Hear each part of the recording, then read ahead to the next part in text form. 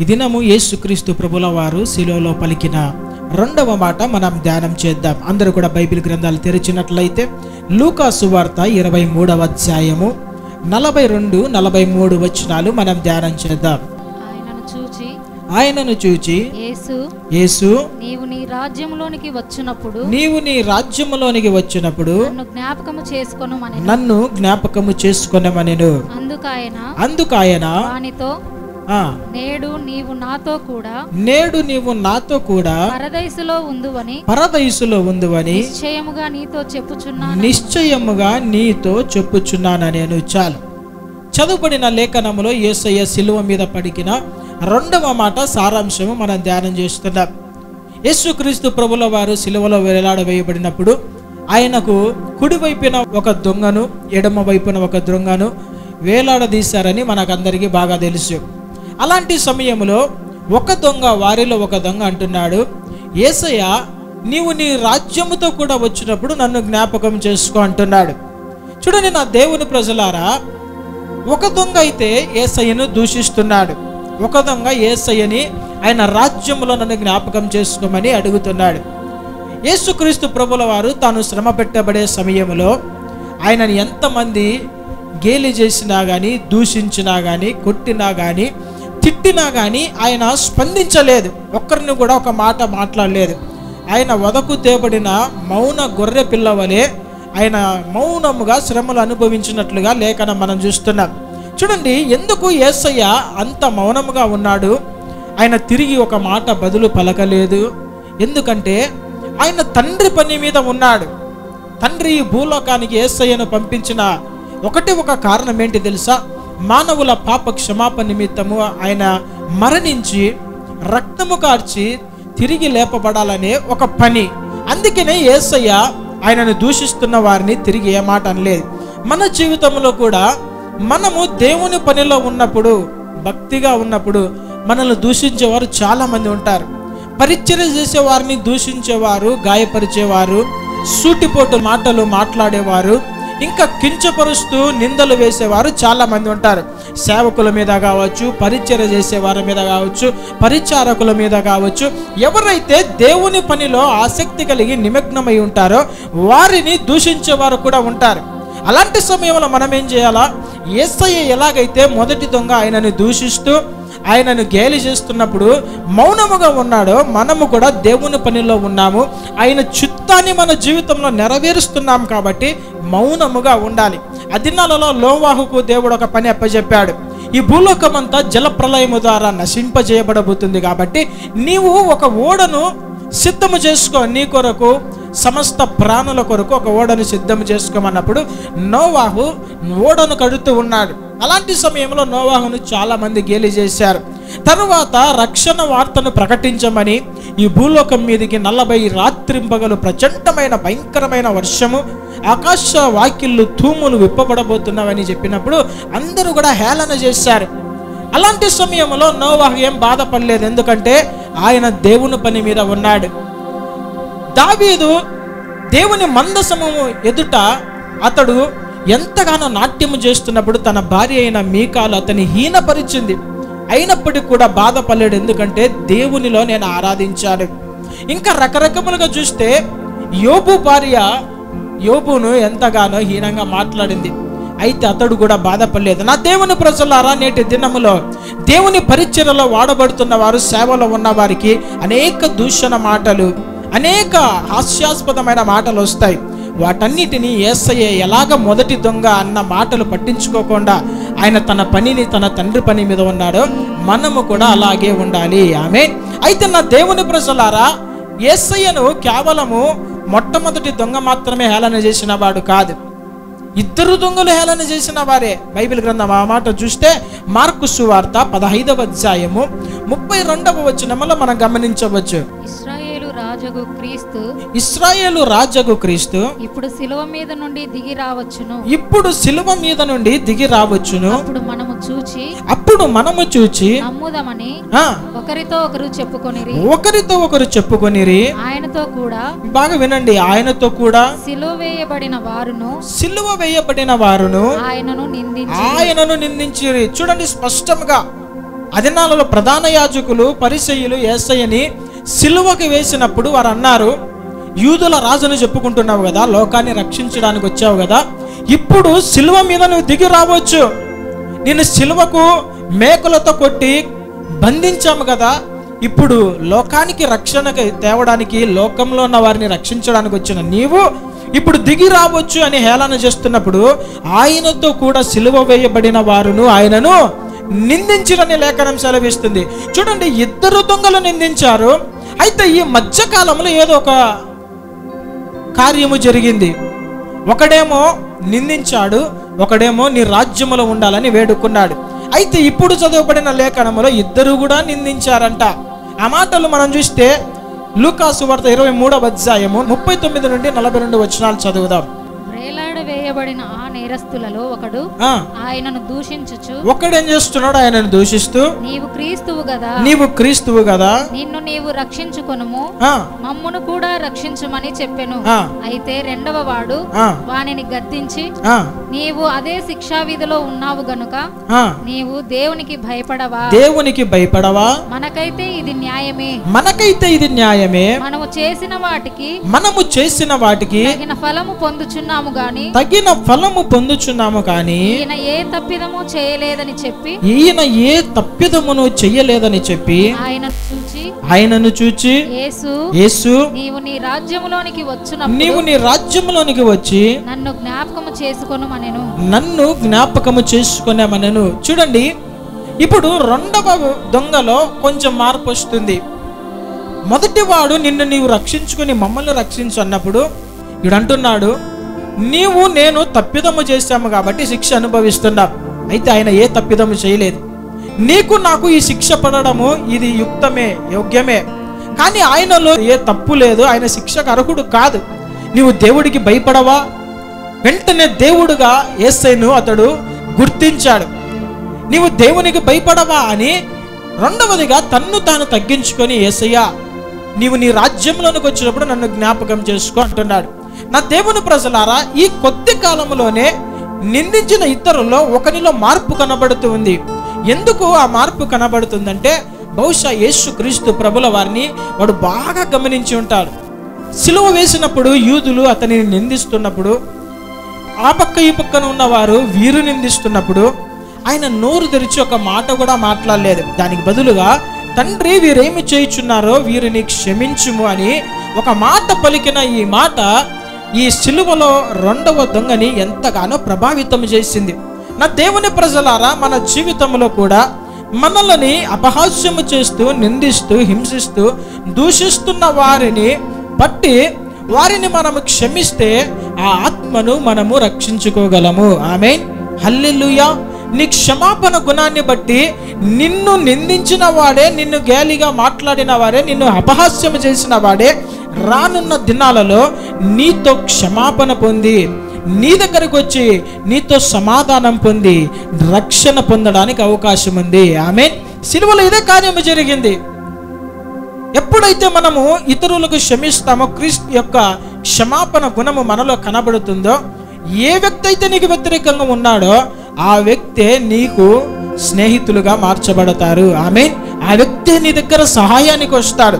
ఈ గొప్ప కార్యము జరగడానికి గల కారణము, దూషిస్తున్న సమయములో, నిందిస్తున్న సమయములో యేసయ్య తన పనిలో ఉన్నాను, తండ్రి పనిలో ఉన్నారని మౌనముగా ఉన్నప్పుడు ఒక ఆత్మను రక్షించగలిగాడు. ఆమేన్. నా దేవుని ప్రజలారా, ఈ పరమార్థము గ్రహించలేక చాలా మంది నేటి దినాలలో తప్పుడు బోధలోనికి వెళ్ళిపోయారు. అదేమిటంటే, సిలువలో దొంగ బాప్తిసము పొందలేదు కదా, సిలువలో దొంగ పరిశుద్ధమైన జీవితం జీవించలేదు కదా, ఈ దొంగ ఎలాగా పరదేశులకు చేర్చబడతాడు అంటే, మనకు బాప్తిసం అవసరం లేదు, కేవలం పశ్చాత్తాపడితే చాలు అని చాలా మంది ప్రకటిస్తూ ఉంటారు.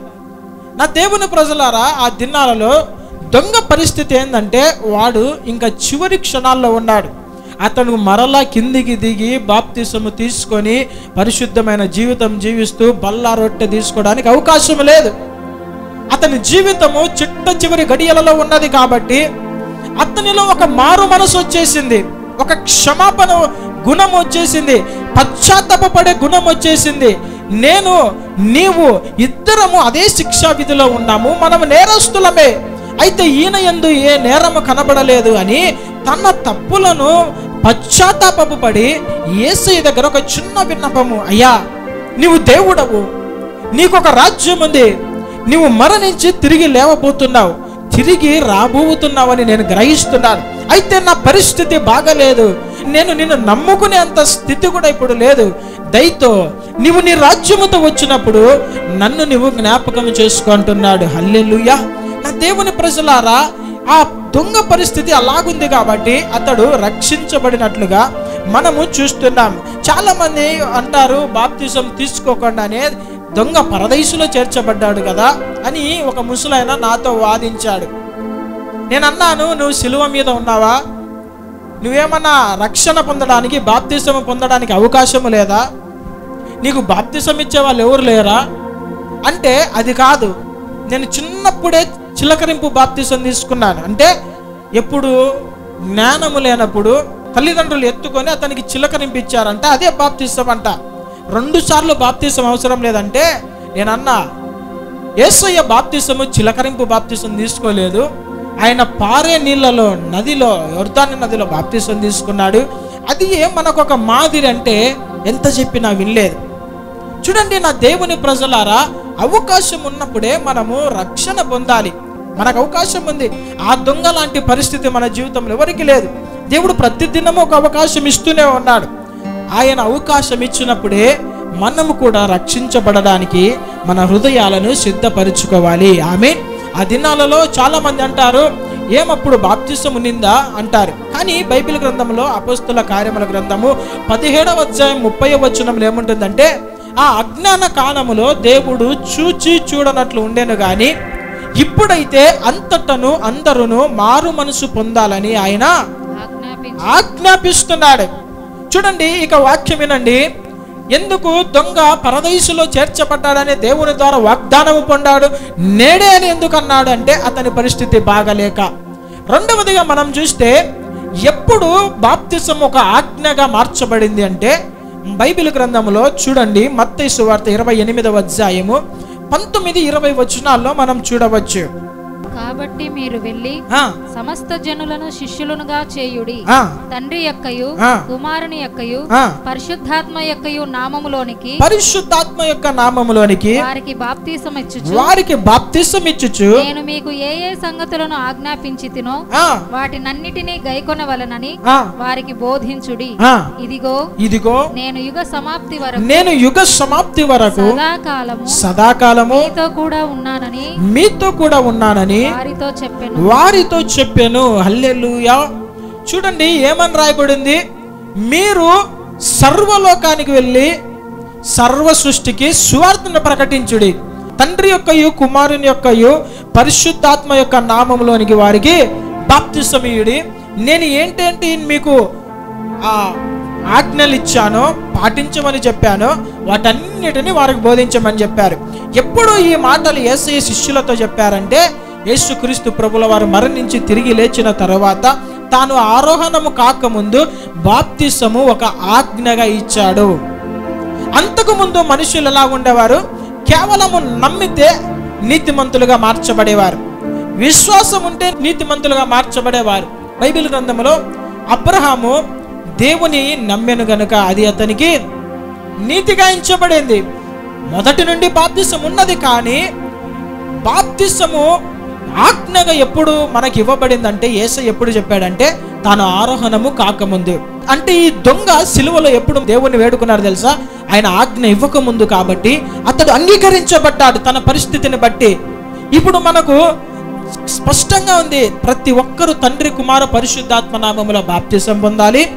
ఏ ఏ విషయాలు అయితే దేవుడు ఆజ్ఞాపించాడో ఆ అపోస్తలులు చెప్పిన వాటన్నిటినీ గైకొనున్నట్లు మనం ఎప్పుడైతే పాటిస్తామో మనము తప్పకుండా ఆయన రాజ్యంలో చేర్చబడతాము. ఆమె అక్కడ ఇంకొక మాట చూడండి, మార్కు సువార్త 16వ అధ్యాయంలో 15-16 వచనంలో ఒక మాట ఉంటుంది. మరియు మీరు సర్వలోకమునకు వెళ్ళి సర్వ సృష్టికి సువార్తను ప్రకటించుడి. నమ్మి బాప్తిసము పొందినవాడు రక్షించబడును, నమ్మని వానికి శిక్ష విధింపబడును. చూడండి, ఇక్కడ ఇంకా స్పష్టంగా ఏమనుందంటే, మీరు సువార్త ప్రకటించుడి. ఎవడైతే ఆ సువార్తను అంగీకరించి నమ్మి యేసే నిజమైన దేవుడు, పాపముల నిమిత్తమైన మరణించి తిరిగి లేచి తిరిగి రాబోతున్నాడని ఎవడైతే విశ్వసిస్తాడో వాడు రక్షించబడతాడు. నమ్మని వానికి శిక్ష. హల్లెలూయా. దీనిని బట్టి మనకి ఏమర్థమవుతుందో తెలుసా? ఎందుకు ఇంత స్టోరీ చెప్పాల్సింది వచ్చిందంటే, బాప్తిసం అనేది ఆజ్ఞగా ఎప్పుడు ఇవ్వబడిందంటే, యేసయ్య ఆరోహణము కాకముందు శిష్యులకు ఆజ్ఞగా ఆజ్ఞాపించాడు. అంతకుముందు ఎవరైతే నమ్ముతాడో వాడు నీతిమంతుడిగా మార్చబడతాడు, ఎవరైతే విశ్వసిస్తాడో వాడు నీతిమంతుగా మార్చబడ్డాడు. అయితే ఈ నేటి దినాల్లో తప్పుడు బోధలో ప్రజలు ఎలా వెళ్తున్నారంటే, నాడు ఆ యొక్క దొంగ బాప్తిసము పొందకపోయినా పరదేశంలో ఉంటావని దేవుడు వాగ్దానం చేశాడు. అయితే నేటి దినములో బాప్తిసం అంత ఇంపార్టెంట్ కాదు, పరిశుద్ధంగా జీవిస్తే చాలు అని చెప్పే చాలా బోధలు ఉన్నాయి. అందుకే నా దేవుని ప్రజలారా, నమ్మి బాప్తిసము పొందువాడు మాత్రమే రక్షించబడతాడు. ఎప్పుడు ఈ బాప్తిసము పొందాలా? నీ సృష్టికర్తను ఎప్పుడు నువ్వు స్మరణము తెచ్చుకోవాలో తెలుసా? కాళ్ళు చేతులన్నీ నొప్పులు వచ్చినాక, నడవలేని పరిస్థితిలో, ఒకరు తీసుకొని వచ్చి కూర్చోబెట్టే పరిస్థితిలో, లేదంటే మన నోరు తెరిచి పాడలేని పరిస్థితిలో, ఇలాగ ఉన్నప్పుడు కాదు, నీ బాల్య దినములు ఎందే నీ సృష్టికర్తను స్మరణముకు తెచ్చుకోమని లేఖనం సెలవిస్తుంది. మన క్రైస్తవులు ఏం చెప్తామంటే, మనము యవ్వన వయసులోనే నీ జీవితాన్ని దేవునికి అప్పచెప్పుకో, ముసలైనాక దేనికి పనికి రాదు. అందుకనే సమయం ఉండగానే దేవునికి మనల్ని మనము సమర్పించుకోవాలి. ఆమేన్, హల్లెలూయా. ఎవరైనా దొంగలాగా నేను పరదేశంలో చేర్చబడతానని అనుకుంటే నీకు అవకాశం ఉంటుందో ఉండదో? ఒకవేళ సడన్గా హార్ట్ అటాక్ వచ్చింది, నేను చనిపోయే ముందు దేవుణ్ణి వేడుకుంటాను, పాపక్షమాపణ పొందానంటే హార్ట్ అటాక్ చెప్పి వస్తుందా? ఎవరికైనా హార్ట్ అటాక్ చెప్పి వస్తుందా? చాలామందికి వచ్చి హాస్పిటల్కి తీసుకుపోయే లోపలే చచ్చిపోతుండారు. లేదంటే ఏదో భయంకరమైన యాక్సిడెంట్ జరిగే స్పాట్ డెత్ జరుగుతుంది, అప్పుడు నువ్వు అడిగేదానికి అవకాశం ఉంటుందా? ఆ దినాన ఆ దొంగ అంగీకరించబడ్డాడు. ఈ దినాన నీకు శ్రేష్టమైన సమయం ఇవ్వబడింది, సమయం ఉంది. ఇంకా రక్షణ పొందడం లేదంటే దొంగ, దేవుని తెలియని వాడే ఒక మాటతోనే రక్షణ పొందాడు. దేవుని మాటలు అంతగా ప్రభావితం చేశాయంట. మరి రక్షణ పొందని మన జీవితాలను బట్టి మనం ఎంత బాధపడాలో ఒకసారి ఆలోచన చేయండి. నా దేవుని ప్రజలారా, అగ్నిలో నుండి లాగినట్లు కొందరిని రక్షించుడని యూదా 1:21 మనం చూడవచ్చు. అందుకనే రక్షణ అనేది చాలా ఇంపార్టెంట్.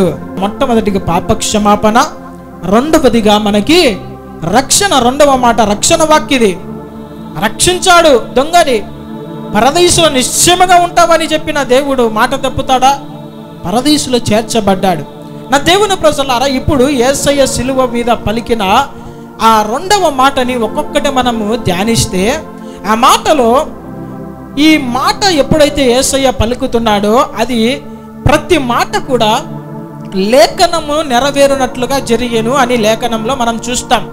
యేసయ్య సిలువ మీద పలికిన ప్రతి మాట కూడా ఆయన గురించి ప్రవచనాలు ఏవైతే పలకబడ్డాయో 100 సంవత్సరాల క్రితము దైవజనుల ద్వారా, ప్రవక్తల ద్వారా ఈ లేఖములు నెరవేరునట్లు జరిగనని ఉంటుంది.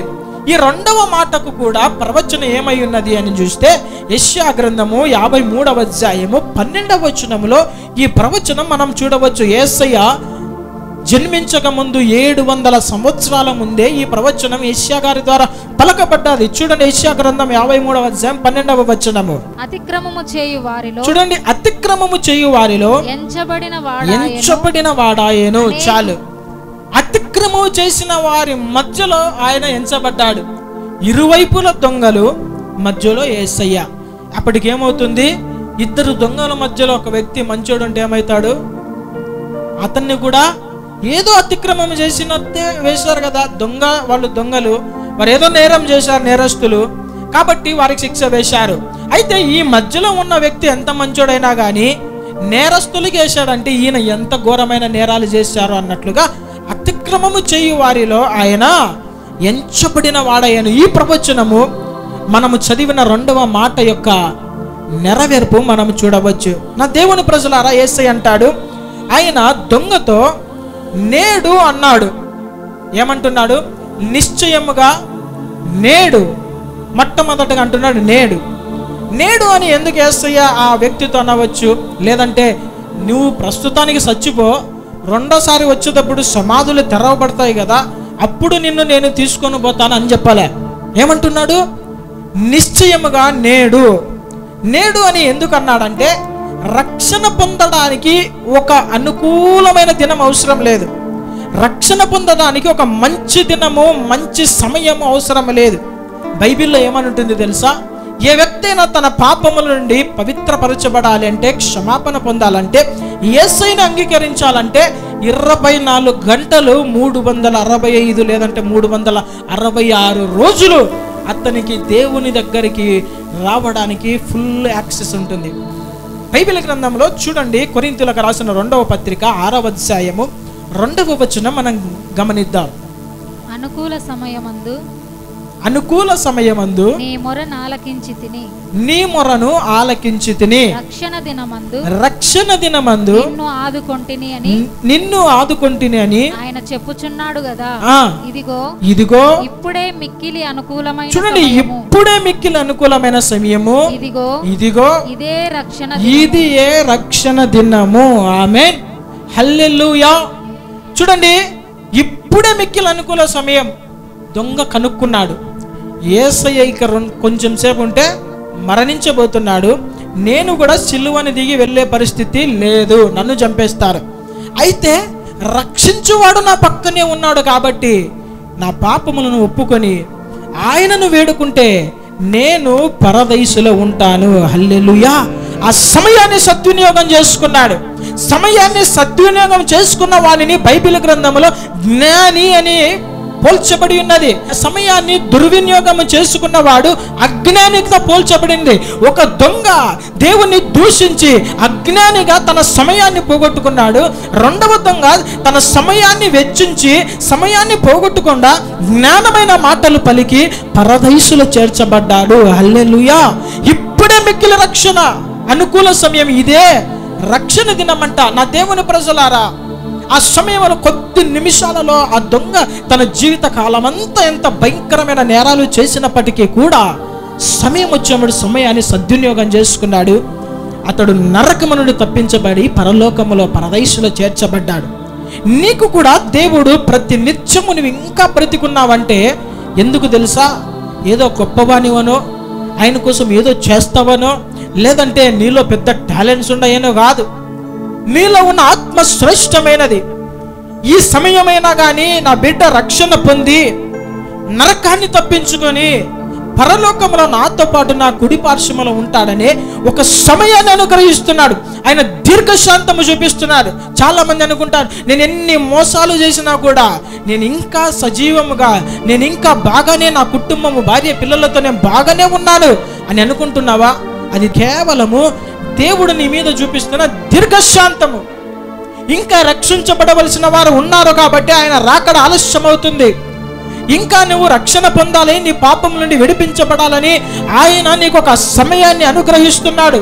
నువ్వు పాపము చేస్తున్నప్పటికీ కూడా దేవుడు దానిని ఖండించలేదు, శిక్ష రాలేదు, ఉగ్రత రాలేదంటే ఆయన నిన్ను శిక్షించే అధికారము లేక కాదు, నీకు సమయాన్ని ఇస్తున్నాడు. ఇప్పుడైనా నా బిడ్డ తెలుసుకొని రక్షణ పొంది బాప్తిసము పొందుతారేమో అని ఒక శుభతరుణం నీకు ప్రతిదినం దేవుడు ఇస్తున్నాడు. ఈ రాత్రి నిద్రించిన వ్యక్తి ఉదయాన్నో కళ్ళు తెరిచే పరిస్థితి లేదు. ప్రతి దినము కొన్ని వేల మంది చనిపోతున్నారు. ప్రతి నిమిషానికి కొన్ని వందల మంది ఈ భూ ప్రపంచంలో చనిపోతున్నారు. అయితే ప్రతి దినము నువ్వు కళ్ళు తెరచి నువ్వు ఒక దినము చూడగలుగుతున్నావంటే ఆయన యొక్క దయ నీ మీద ఉన్నది. హల్లెలూయా. ఒక సమయం ఇస్తున్నాడు, కనికరిస్తున్నాడు. ఇంకైనా కానీ తప్పులు క్షమించబడడానికి ఒక సమయం ఉంది కాబట్టి ఈ సమయాన్ని సద్వినియోగం చేసుకుంటాడేమో. పరిశుద్ధంగా జీవిస్తూ బాప్తిసము పొంది కూడా ఇంకా ఆయా బలహీనతలో ఉన్నావు కదా, నువ్వు నశించడం దేవునికి ఇష్టం లేదు. ఆయన నిన్ను సంపూర్ణంగా మార్చడానికి, ఏ బలహీనత లేకోకుండా ఆయన ఎదుట నువ్వు సంపూర్ణునిగా నిలబడడానికి ప్రతి దినము క్షమించబడడానికి, తప్పులు తెలుసుకోవడానికి ఒక అవకాశం ఇస్తున్నాడు. ఎందుకు ఈ దినమే రక్షణ దినము కాకూడదు? ఎందుకు ఇదే మిక్కిలి అనుకూలమైన సమయము కాకూడదు? నా దేవుని ప్రజలారా, ఈ దినము దేవుడు వాక్యం ద్వారా సంధిస్తున్న సమయంలోనే నీ జీవితము ప్రభువుకి సమర్పించుకోవాలని ప్రభు పేరట మనవి చేస్తున్నాను. రక్షణను నిర్లక్ష్యం చేస్తే నీవు పోగొట్టుకున్న భాగ్యాన్ని ఎలాగ మరలా నువ్వు పొందుకుంటావు? ఇంత గొప్ప రక్షణను నిర్లక్ష్యము చేస్తే ఎలాగూ తప్పించుకుందు అని లేఖనం సెలవిస్తుంది. నీకు ఇవ్వబడిన సమయం ఎప్పుడో తెలియదు, ఆయుష్కాలం ఎప్పుడు ముగించబడుతుందో తెలియదు. కాబట్టి బలహీనతలను బట్టి, పాపములను బట్టి ఎప్పుడైతే నువ్వు పశ్చాత్తాపడతావో దేవుడు నీకు ఒక అభయమనిస్తాడు. ఆమేన్. ఏంటి ఆ అభయము తెలుసా? నిశ్చయముగా నీవు నాతో కూడా పరలోకములో ఉంటావు. ఆమేన్. నా దేవుని ప్రజలారా, అక్కడ నేడు అనే మాట మనం చూసాం. నేడు అయిన తర్వాత నీవు అని రాయబడింది. నీవు అంటే రక్షణ వ్యక్తిగతమైనది. నీవు, నీ కుటుంబము, నీ సంతానం అని చెప్పలేదు ఆయన. నువ్వు చనిపోతే, నువ్వు ఒక్కనే పరలోకపోతే ఎలా? నీ పిల్లలు, భార్య ఉన్నారు కదా, నువ్వు క్షమాపణ పొందావు కదా, వారికి కూడా ఇది వర్తిస్తుందిలే అనలేదు దేవుడు. రక్షణ వ్యక్తిగతమైనది. ఏ వ్యక్తి అయితే పాపము నుండి విడిపించబడి రక్షణ పొందుతాడో అతడు మాత్రమే ఉగ్రత నుండి తప్పించబడతాడు. చాలా జాగ్రత్తగా ఉండండి. చాలా మంది క్రైస్తవులలోనే భార్యలు దేవుని మందిరానికి వస్తే భర్తలు ఇంటి దగ్గర కూర్చొని ఉంటారు. ఏమంటే, నా భార్య, నా పిల్లలు దేవుని మందిరానికి వెళ్తున్నారు, వాడబడుతున్నారు, ప్రార్థనలకు వెళ్తున్నారు, కుటుంబంలో ప్రార్థన చేస్తున్నారు, ఉపవాస ప్రార్థన చేస్తున్నారు, కాబట్టి ఏదో వాళ్ళకున్నది నాకు కూడా కొంచెం సోకి వాళ్ళతో పాటు నేను కరుణించబడి పరలోకానికి వెళ్తా అన్నట్లుగా ఉంటారు. అయితే రక్షణ అనేది ఎవరికి వారికి వ్యక్తిగతమైనది. నీవు రక్షించబడితే నువ్వు మాత్రమే పరలోకానికి వెళ్తావు. నీవు పాప క్షమాపణ పొందితే నీవు మాత్రమే ఆ పరలోకంలో చేర్చబడతావు. నిన్ను బట్టి నీ కుటుంబం కాదు. చూడండి, రక్షణ విషయంలో దేవుడు చాలా ఖండితంగా ఆయన చెప్పాడు. ఎవడైతే రక్షించబడతాడో, ఎవడైతే బాప్తిసం పొందుతాడో వాడు మాత్రమే రక్షించబడతాడని ఉంది. అయితే దేవుని శిక్ష విషయంలోనికి వస్తే ఎలాగుంటుంది తెలుసా? ఒక వ్యక్తి పాపము చేస్తే తన తరముల మీదకి ఆ దోషం వస్తుంది. అవునా కాదా? అది నా ఆకాను శపింపబడిన ఎరికోలో నుండి బంగారు కమ్మిని, పై వస్త్రమును, కొన్ని విలువైనవి తీసుకుని వచ్చి తన గుడారము లోపల ఆయన గుంటతో దాచిపెట్టినప్పుడు దేవుని శిక్ష. తప్పు చేసింది ఆకానే, కానీ తన కుటుంబము, వారి సంతానాన్ని అందరినీ కూడా రాళ్లతో కొట్టి అగ్గితో కాల్చారంట, కుప్పవేసి. దేవుని ఉగ్రత అక్కడ చాలా స్పష్టంగా చెప్పాడు, వారి కుటుంబాన్ని అంతటిని కూడా కాల్చివేయాలని. శిక్ష కుటుంబానికి అంతా ఉంటుంది, కానీ రక్షణ ఎవరిది వారికి వ్యక్తిగతమైనది. చాలా జాగ్రత్తగా అర్థం చేసుకోండి. మా అమ్మ రక్షించబడింది కదా, నేను నిదానంగా రక్షించబడతాను అనుకుంటాను. అయితే మీ అమ్మ ఉన్నంత కాలము నువ్వు ఉంటావనే గ్యారంటీ లేదు. నువ్వు బండి సరిగా తోలవు. నీకు ఏంటి ఒక దురద, బండి తోలేటప్పుడు వంచి వంచి చీమలు గరిసేవాడో, ఏదంటే ప్యాంటులో తేలు ఉంటే ఇదిలిచ్చి తోలుతావు కదా, అట్ట తోలేటప్పుడు ఏడన్నా పడితేవి మీ తల్లిదండ్రుల కన్నా ముందే నువ్వు పోతావు. అవునా కాదా? ఇంకా కొన్ని భయంకరమైన పాపాలు చేస్తుంటావు. ఎక్కడ పట్టబడి నువ్వు భూలోకాన్ని విడిచిపెడతావో తెలియదు. అందుకనే రక్షణ విషయంలో చాలా జాగ్రత్తగా ఎవరిది వారిదే నిర్ణయము. నీవు అని స్పష్టంగా రాస్తున్నాడు. లేదంటే పోనీలే పక్కన దొంగ, ఇద్దరు గజ దొంగలు కలిసి నేరాలు చేసేవాళ్ళు కదా, నీతో పాటు వాడు కూడా పాలు పందులు అందుకున్నాడు కదా, వాడు తెలియక చేశాడులే అని మీరిద్దరు పరదీసులో ఉంటారని చెప్పాల దేవుడు. వాళ్ళ కుటుంబానికి అవకాశమేలే, పిల్లలకు కూడా అవకాశమేలే, ఒక్కడికి మాత్రమే. నా దేవుని ప్రజలారా, చాలా జాగ్రత్తగా దేవుని వాక్యాన్ని వినండి. రక్షణ ఎవరికి వారికే పర్సనల్. అది పిల్లలను రక్షించబడడానికి, బాప్తిసము పొందడానికి మంచి మాటలు చెప్పి వారిని ప్రోత్సాహపరిచే బాధ్యత తల్లిదండ్రుల మీద ఉన్నది. ఈ కాలం ఎవరికి ఏం తెలియనేది ఉంది? చిన్న పిల్లోనికి 3-4 ఏళ్ల వయసు ఉన్నవానికి సెల్ ఫోన్ ఇస్తే గేమ్స్ పెట్టుకుంటాడు, కార్టూన్స్ పెట్టుకొని చూస్తాడు, గేమ్స్ ఆడతాడు, ఫోన్ చేస్తాడు.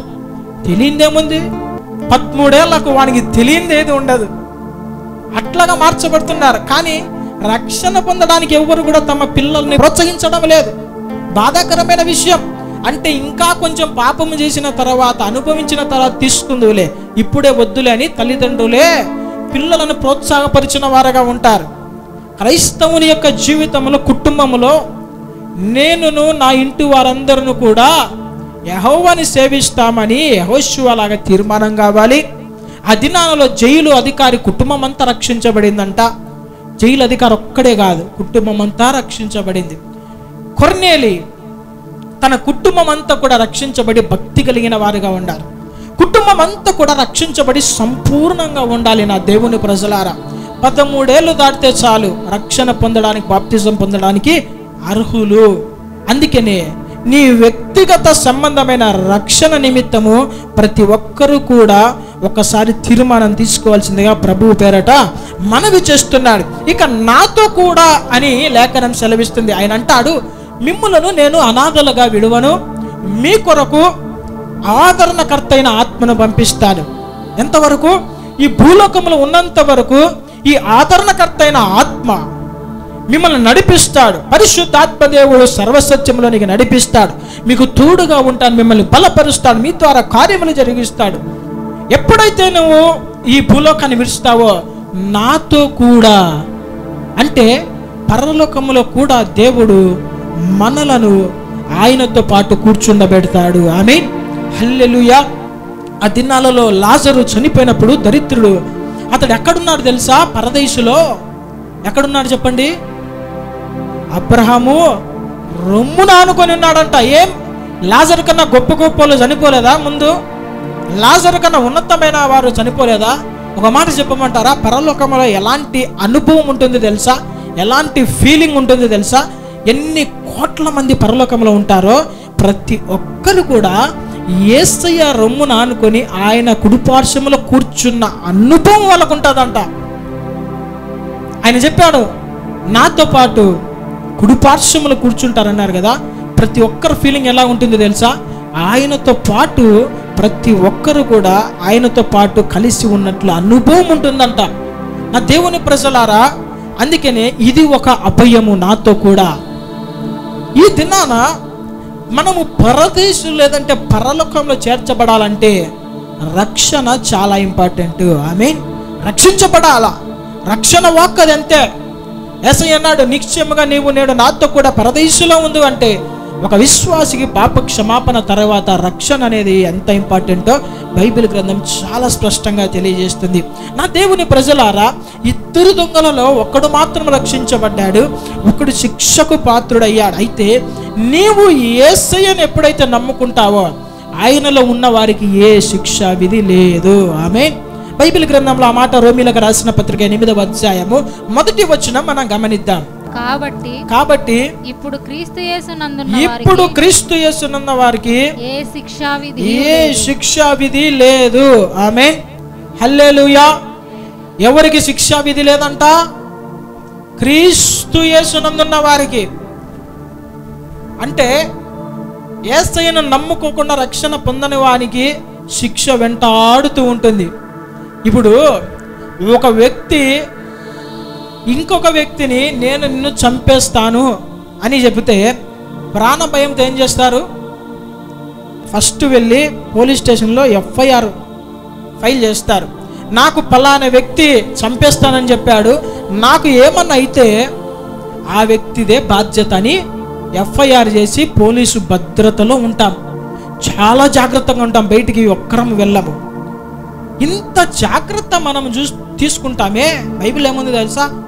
క్రీస్తు యేసునందున్న వారికి ఏ శిక్షా విధి లేదంటే క్రీస్తు యేసులో లేని వారికి ఏంటింది? ఖచ్చితంగా శిక్ష ఉంది. నీ మీదకి శిక్ష రాబోతున్నది. 2వ మరణమైన నిత్య నరకాగ్ని కుండము. ఇది శరీర మరణము, 2వది ఆత్మీయ మరణము. 2 ఉన్నాయని తెలిసినప్పటికీ కూడా నేను చెప్పేది క్రైస్తవుల గురించే. చాలా భయం లేకుండా బ్రతుకుతూ ఉంటారు.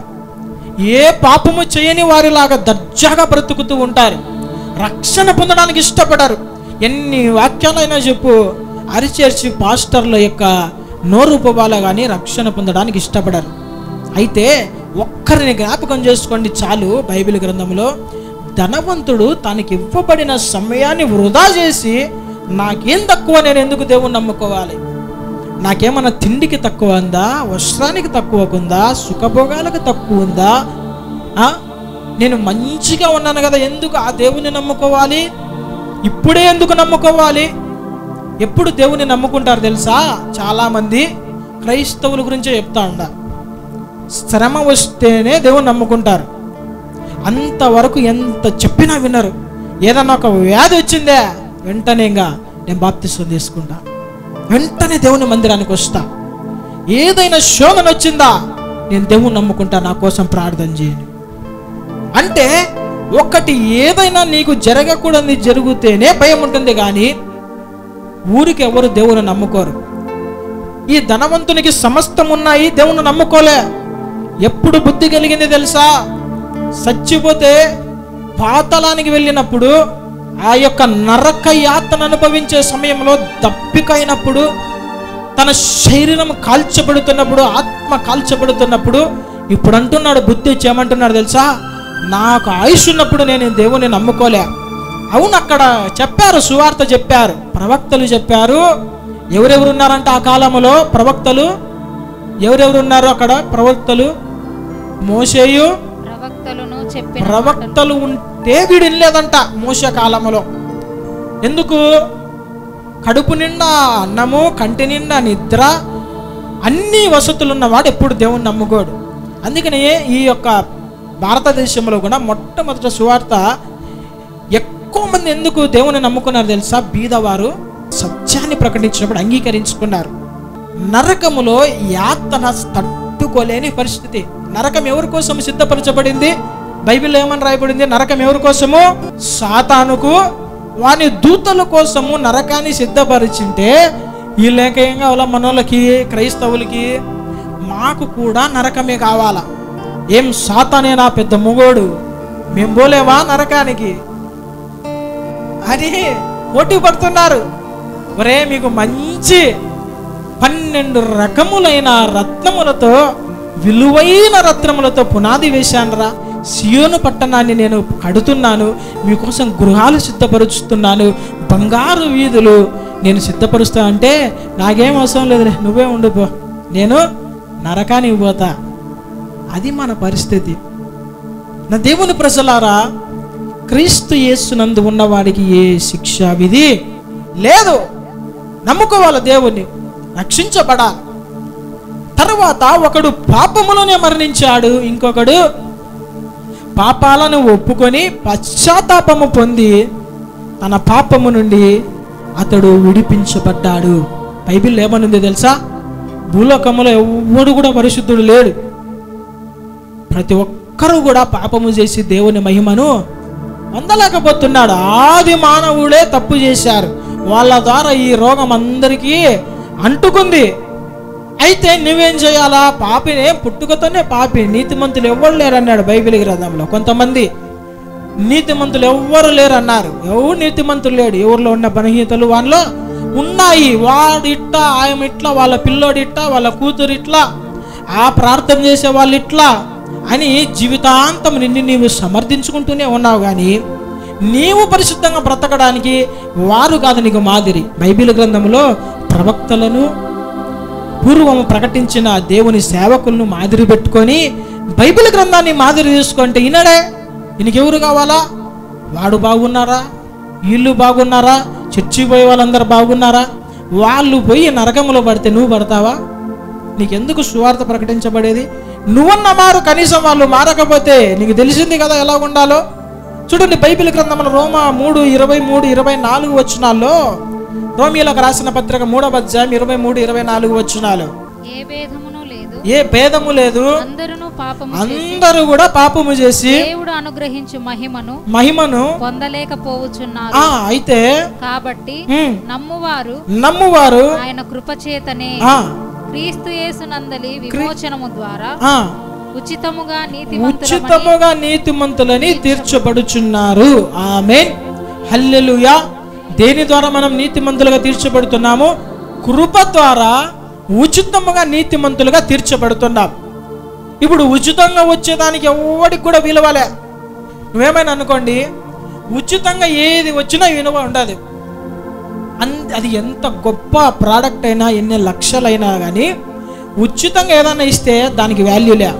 డబ్బు పెట్టుకుంటే దాన్ని నీట్గా చూసుకుంటాం. ఒక బండి కావచ్చు, ఒక వస్తువు కావచ్చు, ఏదైనా కష్టపడి సంపాదించి చెమటోడి కష్టము చేసి సంపాదించినదైతే నీట్గా చేసుకుంటే, ఎందుకు కష్టపడి చేసిన దానికి విలువ అంటుంది. ఒరే ఇది పోగొట్టుకుంటే మళ్ళా సంవత్సరం అంతా కష్టపడితే కానీ ఈ వస్తువుని నేను కొనుక్కోలేను. ఇప్పుడు క్రైస్తవులు ఎందుకు ఇంత నిర్లక్ష్యం చేస్తున్నారు కదా? ఎందుకు తెలుసా? ఉచితం. రక్షణ అనేది ఉచితం. టికెట్ లేదు, ఛార్జీలు లేవు, ప్రయాస లేదు, ఎక్కడికి పోవాల్సిన పని లేదు, ఎక్కాల్సిన పని లేదు, ఎక్కడ వేచి ఉండాల్సిన పని లేదు. రక్షణ ₹1,00,000 అంటే గబగబా కొనుక్కుంటారు, అవునా? ₹1,00,000 పెడితే కొనుక్కుంటారు ఊరికే. కానీ ఉచితం అంటే విలువ ఉండదు. మనకు కూడా రక్షణ కృప ద్వారా ఉచితంగా ఇస్తున్నారు, అందుకనే నిర్లక్ష్యం చేస్తున్నారు. నా దేవుని ప్రజలారా, నీకు ఉచితంగా దేవుడు ఎందుకు కృప ఇస్తున్నాడంటే దాన్ని సద్వినియోగం చేసుకోమని. ఉచితంగా వచ్చేది ఎప్పుడైనా దొరుకుతుంది అని నిర్లక్ష్యం చేసేదానికి కాదు. అందుకనే ఏ భేదం లేదు, అందరూ పాపం చేసిన వారే. అయితే ఎవడైతే నమ్మి దేవుని యందు విశ్వాసం ఉంచాడో వాడు శిక్షను తప్పించుకుంటాడు, నమ్మని వానికి శిక్ష తప్పదు. ఒకడేం చేశాడు? హృదయాన్ని కఠినపరుచుకున్నాడు. ఇంకొకడు హృదయాన్ని తన దేవునికి సమర్పించుకొని లోబడి తగ్గించుకున్నాడు, కాబట్టి రక్షించబడ్డాడు. హృదయం కఠినపరుచుకోకూడదు. యేసయ్యా నిన్ను నీవు రక్షించుకొని నన్ను కూడా రక్షించవచ్చు కదా అని కఠినంగా ప్రవర్తించాడు. కనీసం ఈ రెండవ దొంగ వాడు చెప్పినప్పుడన్నా ఈయనకి ఏందో మనసు మారింది కదా, ఈయనకి పురుగు మారింది, ఏందో పరదేశంలో నన్ను కూడా చేర్చుకుంటున్నాడు, రాజ్యముతో వచ్చినప్పుడు నన్ను కూడా తీసుకోమంటున్నాడు, సరే నేను కూడా అడుగుదామనే మనసు వానికి రాలే. కఠినపరచబడ్డాడు. నేనెందుకు తగ్గాలా, ఇంతసేపు అన్నాను కదా, ఇప్పుడు క్షమాపణ కొడితే ఏమవుతుంది? ప్రెస్టీజ్ పోతుంది. ఇంతసేపు దూషించినా కదా, వాడంటే సిగ్గులేనాడు, వాడు మాట మీద నిలబడేవాడు కాదు, నేను అట్టని కాదు, సచ్చినా నేను తగ్గను అని కఠినపరుచుకున్నాడు. అట్లా ఉండకూడదు. హృదయాన్ని తగ్గించుకొని మెత్తన చేసుకొని మనము దేవుని యొక్క కరుణ కొరకు వేడుకోవాలి. ఆమేన్.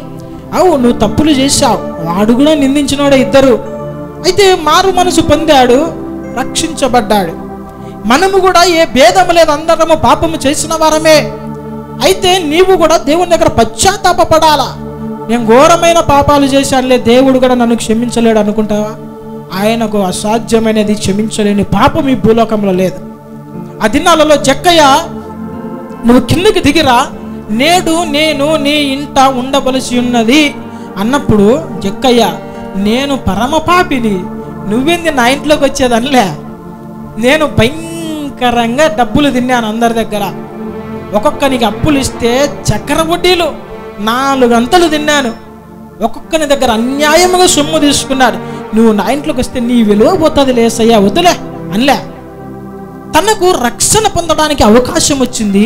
ఆయన అనుకున్నాడు, ఇది ఏ రక్షణ దినము, నేడే అనుకూల సమయం అనుకున్నాడు. దిగొచ్చాడు. ఇంకా ఏమైనా కానీ ఎవరేమైనా అనుకో, నాకెందుకు, నేను రక్షించబడాలని పరిగెత్తుకుంటూ వచ్చి యేసయ్యను తన గృహంలోనికి ఆహ్వానించిన తర్వాత తన హృదయం ఆటోమేటిక్గా మారిపోయింది.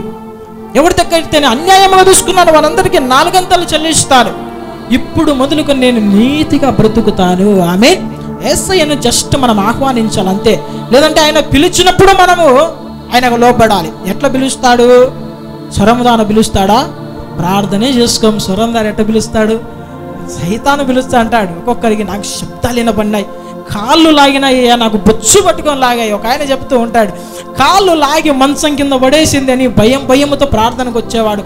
కొంచెం బాగైంది, రాలేకుండా కాళ్ళ నొప్పులు. అప్పుడు కాళ్ళ నొప్పులు ఉన్నప్పుడు వచ్చినవే, సాతాను కిందేసింటే మోకాలు నొప్పులు వేసినప్పుడు మంచంలో ఉండి ఇగ్గుతుందంట, వచ్చి నిలబడుకుంటుందంట, నిలబడుకొని ఇంకలే అంటుందంట.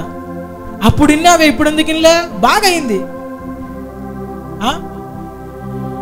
బాగైంది కాబట్టి అతను రావడానికి ఇష్టపడలే. దేవుని ప్రజలారా, రక్షించబడడానికి ఒక సమయం ఉంటుంది. ఆ సమయాన్ని మనం సద్వినియోగం చేసుకోవాలి. హృదయాన్ని కఠినపరుచుకోకూడదు. ఆమె ఒకరు విశ్వసించారు, మరొకరు విశ్వసించలేదు. కొన్ని పోలికలు చెప్తున్నా, ఆ దొంగకు ఈ దొంగకు, మన సబ్జెక్టే అది కదా.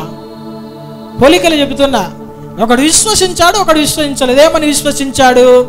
వాళ్ళందరూ యూదుల రాజు అన్నప్పుడు ఈయనకి అర్థమైంది, యూదుల రాజా అంటే ఈయనకు ఒక రాజ్యం ఉంది. అందుకనే కదా యేసయ్యా నీవు నీ రాజ్యముతో వచ్చినప్పుడు ఈయనకి చెప్పినాడా యేసయ్య షోలో నేను మళ్ళా రాజ్యముతో వస్తానని? చెప్పలే. ఈయనకి అర్థమైపోయింది, యేసయ్య రాజు అంటున్నారు కదా, అంటే ఈయనకు రాజ్యం. ఎవడికైనా ఒక రాజ్యం ఉంటేనే కదా వాడు రాజుగా పరిగణించబడేది. ఎవడు వానికి సపరేట్ రాజుగా ప్రకటించుకుంటాడా? ఏ ఇంటికి వాడు రాజు అనుకుంటామా? ఒక రాజు అంటే ఆయనకు ఒక రాజ్యం ఉండాలి, ఒక సమూహం ఉండాలి. అయితే వీరు యూదులకు రాజు అంటున్నాడు కదా, ఒక సమూహం ఉంది. ఈయన చనిపోయి తిరిగి లేపబడతారు అంటున్నాడు కదా. ఈ 3వ దినం లేచిన తర్వాత ఆరోహణమై మరలా రాబోతున్నాడు కదా, ఒక రాజ్యముతో రాబోతున్నాడు. అయితే ఆ రాజ్యముతో వచ్చేటప్పుడు నేను కూడా ఆయనతో ఉండాలా అని ఒక రాజ్యం ఉందని విశ్వసించాడు. తిరిగి రాబోతున్నాడని విశ్వసించాడు. యేసయ్య దేవుడని విశ్వసించాడు. ఆయన నమ్ముకుంటే పరదైసిస్తాడని నమ్మాడు, విశ్వసించాడు. హల్లెలూయా. అయితే మనం ఏం చేయాలో తెలుసా? ఈ దినములో అదే రోమీయులకు రాసిన పత్రిక 5వ అధ్యాయంలో 1వ వచనంలో ఒక మాట ఉంటుంది, చూడండి. కాబట్టి విశ్వాసము మూలమున మనము నీతిమంతులముగా తీర్చబడి మన ప్రభువైన యేసుక్రీస్తు ద్వారా దేవునితో సమాధానము కలిగి ఉందుము. ఆమేన్. హల్లెలూయా. ఎలాగ దేవునితో సమాధానం కలిగి ఉండాలి? ఒక విశ్వాసం. ఇప్పుడు తప్పిపోయిన కుమారుడు ఉన్నాడు. వీడు భయంకరమైన చేయకూడని పాపములన్నీ చేశాడు. తండ్రిని కొట్టాడి, ఆస్తి అంతా తీసుకొని పోయినాడు. దాన్ని దుర్వ్యాపారానికి ఉపయోగించాడంటే ఏంటి దుర్వ్యాపారము? దురదర్శంలో ఏం చేసినాడు వీడు? నేను పోయి ఆడ పెద్ద పెద్ద ఉద్యోగాలు చేసి నేను కోట్లు గడించి నీకు పెద్ద పేరు తెస్తానని చెప్పాడు. వీడు పోయి ఏం పని చేశాడు తెలుసా? స్త్రీలకు తన ధనాన్ని వాడాడు. భయంకరమైన ఇచ్చలుడి పాపము. తినడానికి, తాగడానికి, ఆడలతో షికార్లు కొట్టడానికి ఈయన లెక్క, తల్లిదండ్రుల లెక్క అంతా నాశనం చేసి పెట్టాడు. ఇంకా తీరైపోయిన తర్వాత పందుల పొట్టులోకి చేరాడు. పందుల పొట్టు కూడా ఈలే. తిందామనుకుంటే పట్టుకున్నాడు వాడు యజమాని. ఇంకా ఈడు అనుకున్నాడు, నాకు ఒక్క పూట ఆహారం కూడా పుట్టించుకోలేకపోయినట్టు నా బ్రతికేందని నా తండ్రి దగ్గరికి వెళ్తే నా తండ్రి నేను తప్పు చేశానని, పాపము చేశానని, పోరా పాపి అని ఆయన తొలగించాడు, నన్ను దూరము చేయడు. ఆయన కనికరము కలిగిన వాడు. ఆ దేవుడు నన్ను మరలా, నా తండ్రి నన్ను అంగీకరిస్తాడని తెలిసి ఏం చేస్తాడు? ఈ కంపు కొట్టేవాడు, నశించిపోయిన వాడు మరలా తండ్రి ఇంటికి వచ్చాడంట. దీన్ని ఏమంటారు? విశ్వాసం. ఏమని విశ్వసించాడు? నేను ఎన్ని పాపాలు చేసినా నా తండ్రి తిరిగి నన్ను చేర్చుకుంటాడు. అంతే. అదొక విశ్వాసం, నమ్మకం. మరలా తండ్రి దగ్గరకు వస్తే తండ్రి వాడిని చూసినప్పుడు పరిగెత్తుకుంటూ పోయి వాడు అనుకున్న దానికన్నా గొప్ప చేసుకున్నాడు. వాడేమనుకున్నాడు తెలుసా? నా తండ్రి దగ్గరికి పోయి నీ పని వాళ్ళలో ఒక్కనిగా నన్ను చేర్చుకున్నాడు. ఎందుకు? వీడు చేసిన రోత పనులు అట్లాంటివి. నేను యోగ్యునిగా ఎంచబడను, కుమారునిగా. అందుకు ఏమనుకున్నాడు? నేను పని వాళ్ళలో కనీసం ఒక్క వాణిగా చేర్చబడడానికి నా తండ్రిని వేడుకుంటా అన్నాడు. కానీ ఆ తండ్రి ఎలాంటి వాడు తెలుసా? ఎంత రోతనివైనా కానీ నీ కొరకు ఆయన విందు చేసే దేవుడు. ఆమేన్. నిన్ను పరిశుద్ధపరిచే దేవుడు. స్నానం చేయిస్తాడు. ఉంగరము దేనికి సూచన? అధికారమునకు సూచన. ఆ కాలంలో ఉంగరం ఎవరు పెడతారు తెలుసా? ఒక యజమానుడు పెడతాడు, తన కుమారులు పెడతారు. చెప్పులు ఇంట్లో దాసులు వేసుకొని తిరిగేదానికి లేదు, ఉత్తకాలతో పనిచేయాలి. అయితే ఎవరు చెప్పులు వేసుకుంటారు తెలుసా? యజమానులు. చెప్పులు వేశాడు, మంచి వస్త్రాలను వేశాడు. ఇక ఏం చేశాడు తెలుసా? పశువుని వధించి ఒక విందును చేశాడు. ఆమేన్. మనము కూడా విశ్వాసము ద్వారా తండ్రి దగ్గరికి రావాలా. తండ్రి దగ్గరికి విశ్వాసము ద్వారా వస్తే మరలా తండ్రితో మనం సమాధాన పడగలము. ఆమేన్. హల్లెలూయా. ఇన్ని దినాలు నేను ఎన్నిసార్లు పిలిచినా వీడు రాలే, ఎన్ని వాక్యాలు చెప్పినా కానీ వీడు లెక్క చేయలే, వీని పని వీడు చేసినాడు అని దేవుడు నన్ను అంగీకరించాడు అనుకోకు. దేవుడు నిన్ను తప్పకుండా అంగీకరించి నీతో సమాధాన పడతాడు. ఆమేన్. హల్లెలూయా. ఒకరు పరదేశులో మరొకడు నరకములో. చూడండి నా దేవుని ప్రజలారా, ఈ భూలోకంలో మనం ఎవరికి భయపడాలి తెలుసా? ఎవరికి భయపడాలి? భూలోకంలో ఉన్న మనుషులకా, రాజకీయ నాయకులకా, లేదంటే బలగం ఉన్నవారికా? భయపడాలి, తప్పదు. కానీ మనం అంతకన్నా ఎవరికి భయపడాలి తెలుసా? ఎందుకు ఈ దొంగ భయము పుట్టుకొని దేవుణ్ణి ఎందుకు వేడుకున్నాడు? చూడండి బైబిల్ గ్రంథంలో మత్తయి సువార్త 10వ అధ్యాయం 28వ వచనం. మరియు ఆత్మను చంపనేరక దేహమునే చంపువారికి భయపడకుడి గాని భయపడొద్దంట. ఆత్మను దేహమును కూడా నరకములో నశింపజేయగలవానికి మిక్కిలి భయపడుడి. హల్లెలూయా. ఏమని రాయబడింది? ఆత్మను చంపనేరక దేహమునే చంపే వారికి భయపడాకు. ఎందుకు దైవజనులు ధైర్యంగా ప్రకటిస్తారు? దేహాన్ని చంపితే దేవుని దగ్గరికి వెళ్తాం. ఆత్మను చంపుతాడు ఎవడన్నా? ఆత్మను ఎవరు చంపలేరు. ఎందుకు? ఆత్మ ఎవరిది? దేవుని ఆత్మ. ఒకవేళ వాడు ఆత్మను చంపాలనుకుంటే దేవుణ్ణి చంపాల్సిన పరిస్థితి వస్తుంది. దేవుని ఎవడు నశింపజేయలేడు. చూడండి, దేహమును మాత్రమే చంపడానికి భయపడకండి దైవజనులు. అందుకనే ప్రాణాలకు తెగించి వాక్యాన్ని బోధించి స్వార్థను ప్రకటించి అయితే మతసాక్షులం. పౌలు అంటారు, ఈ దేహంలో నేను ఉన్నంత వరకు నా దేవునికి నేను దూరంగా ఉన్నవాడినే. అయితే నా ఆశ ఏంది తెలుసా? ఎప్పుడైతే ఈ దేహాన్ని నేను విడిచి వెళ్ళిపోతానో నా దేవుని, నా గమ్యాన్ని నేను చేరుకుంటాను. ఆమె హల్లెలూయా. అందుకే నా దేవుని ప్రజలారా, ఈ దిన క్రైస్తవులు ఈ వాక్యాన్ని బాగా పాటిస్తున్నారు. ఏమని? దేహమును చంపు వారికి భయపడకూడదు. ఏం పాస్టర్ చంపుతాడా? బాప్తిసం తీసుకోకపోతే పాస్టర్ ఏమన్నా రక్షణ పొందకపోతే చంపుతాడా? ప్రార్థనకు లేటుకొస్తే కొడతాడా? నరుకుతాడా? పాస్టర్ మాట వినకపోతే ఏమన్నా మనల్ని చంపుతాడా? వాక్యాన్ని బాగా పాటిస్తాం. ఎవరికి మేము భయపడతాం?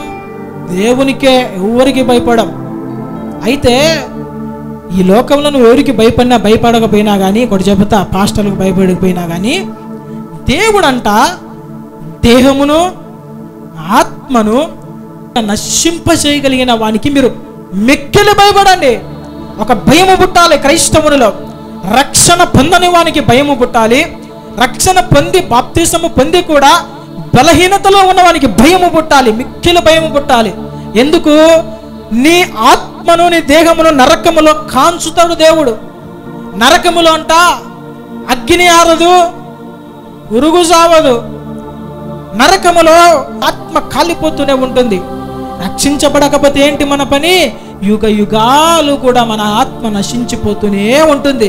అందుకనే ఈ భూలోకములో నీ దేహము నశించిన లాజరు అందుకనే నా దేహము నశిస్తే నశించని, కుక్కలు నా యొక్క శరీరాన్ని నాకుతే నాకని ఏం నాకు ఈ భూలోకంలో బ్రతుకుతే ఎంత, బ్రతకపోతే ఎంత? భక్తి కలిగి జీవిస్తే పరలోకంలో ఒక స్థానం ఉంది. ఆమేన్, హల్లెలూయా. ఆత్మను నశింపచేయడానికి భయపడ్డాడు లాజరు. అయితే ధనవంతుడు ఆత్మను నశింపచేయడానికి భయపడలేదు. చివరికి పాతాళములో నశించిపోతున్నాడంట. నా దేవుని ప్రజలారా, మనము కూడా మన ఆత్మను నశింపచేయగలి వారిని దేవునికి మనము భయపడాలి. ఎప్పుడు భయం పుట్టాలి? రక్షణ పొందకపోతే నా జీవితం ఏమైపోతుందో, పరిశుద్ధతల విషయంలో ఏడైనా పడిపోతే నా జీవితం ఏమైపోతుందో అని ఒక భయము మనకు కలగాలి. చివరి మాట చెబుతాను, ముగిస్తాను. ఆయన దయ కొరకు ఒకడు అర్జించాడు, ఒకడు నిన్ను నీవు రక్షించుకో అని హేళన చేశారు. అయితే నా దేవుని ప్రజలారా, నేను అంటా, దేవుని ఎంత నువ్వు దూషించినా కానీ, దేవుని మాట ఎంతగా నువ్వు వినకపోయినా కానీ, ఆ దేవుడు నేను పిలిచినప్పుడు నువ్వు రాలేపో, ఇప్పుడు నువ్వు పిలిచినప్పుడు నేను ఎందుకు వస్తా అన్నాడు. నాకు పని ఉన్నప్పుడు నువ్వు పలకలే, నీకు పని ఉన్నప్పుడు నేను ఎందుకు పలుకుతా అన్నాడు. నేను తలుపు ఎదుట, హృదయం అనే తలుపు ఎదుట ఉండి నేను నిలబడి ఎన్ని సంవత్సరాలు తలుపును కొడితే నువ్వు తీయలే, లెక్క చేయలే, ఇప్పుడు నేను రక్షణ పొందుతానంటే నేను నీకు ఏమన్నా రక్షణ ఇస్తానా? అంత ఎర్రన్నా అంటాడా అన్నాడు. ఆయన దయ ఎంతవరకు ఉంటుంది తెలుసా? ఆయుష్ కాలము. హల్లెలూయా.